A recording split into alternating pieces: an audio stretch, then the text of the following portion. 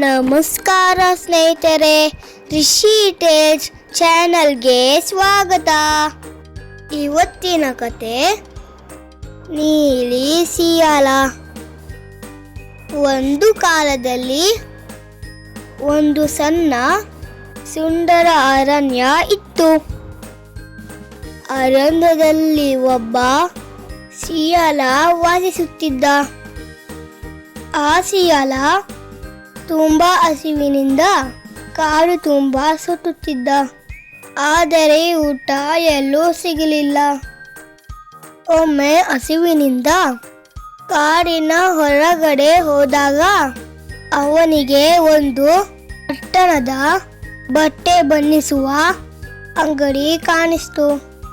ಅಲ್ಲಿ ಬಣ್ಣದ ದೊಡ್ಡ ಪಾತ್ರೆಗಳು ಇತ್ತು. ಅವರನ್ನು ನಾಯಿಗಳು ಓಡಿಸಿಕೊಂಡು ಬಂದವು. ಭಯದಿಂದ ಸಿಯಾಲ ಓಡಿ ನೀಲಿ ಬಣ್ಣದ ಪಾತ್ರೆ ಒಳಗೆ ಬಿದ್ದನು. ಅವನ ದೇಹ ಸಂಪೂರ್ಣ ನೀಲಿ ಬಣ್ಣಕ್ಕೆ ಬದಲಾಯಿತು. ಅವನು ಅದೇ ಸ್ಥಿತಿಯಲ್ಲಿ ಕಾಡಿಗೆ ಬಂದಾಗ ಎಲ್ಲಾ ಪ್ರಾಣಿಗಳು ಅಚ್ಚರಿಯಿಂದ ನೋಡಿದವು.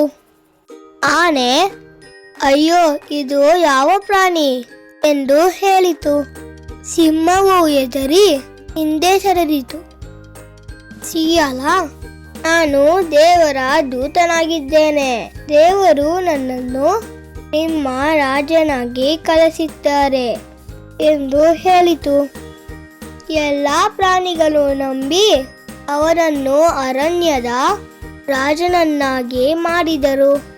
ಆ ಸಿಯಾಲನಿಗೆ ಬಹಳ ಸಂತೋಷವಾಯಿತು.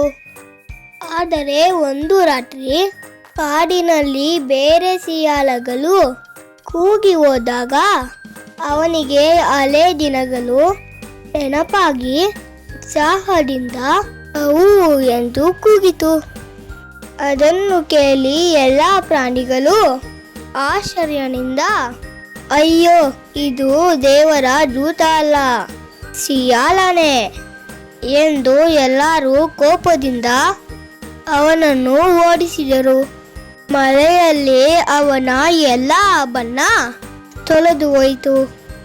ಹೀಗೆ ಸಿಯಾಲ ಮತ್ತೆ ಹಳೆಯ ಸ್ಥಿತಿಗೆ ಬಂದ. ಈ ಕಥೆಯ ಪಾಠ ಏನಂದ್ರೆ, ನಿಜವಾದ ಸ್ವಭಾವವನ್ನು ಎಂದಿಗೂ ಮರೆ ಮಾಡಲು ಆಗೋದಿಲ್ಲ. ಈ ಕಥೆ ನಿಮಗೆ ಇಷ್ಟ ಆದರೆ ಸಬ್ಸ್ಕ್ರೈಬ್, ಲೈಕ್, ಶೇರ್ ಮಾಡಿ. ರಿಷಿ ಟೇಲ್ಸ್ ನೋಡೋಣ ಮರಿಬೇಡಿ.